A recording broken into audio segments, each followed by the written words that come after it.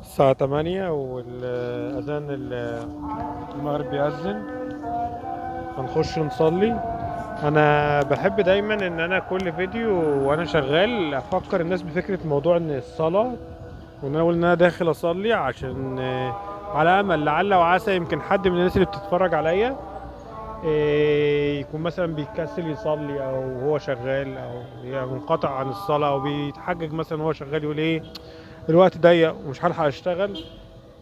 فبحاول ان انا اشجع الناس كمان ان هي تصلي لعل تكون يعني دي حتى لو واحد بس التزم بالصلاة وهو شغال يساب الشغل وراح صلى، اخد اجر على التزامه ده وان هو يصلي. فانا دايما بتعمد دايما كل فيديو وقت الصلاة اقول انا رايح اصلي.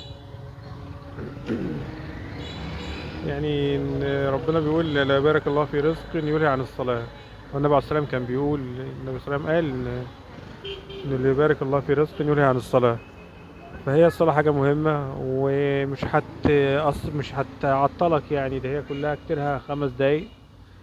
لو اديت الصلاة حقها ودخلت صليت مع الأذان وقعدت استنيت الصلاة 10 دقايق بالظبط. المغرب ما بيصبروش يعني، أوقات أطول وقت مسجد بيطول بيقعد ربع ساعة، والصلاة نفسها كلها 5 دقايق. حبيت تطول شوية هتاخد 5 دقايق كمان بتختم الصلاة. يعني نص ساعة، الموضوع كله مش حاجة، مش وقت يعني. في نفس الوقت انت تستريح والمكنة تستريح. تعالوا كده نشوف احنا اشتغلنا قد ايه في الساعتين اللي فاضل. احنا اشتغلنا بالظبط من الساعة 5:30 لغاية 8، ساعتين ونص.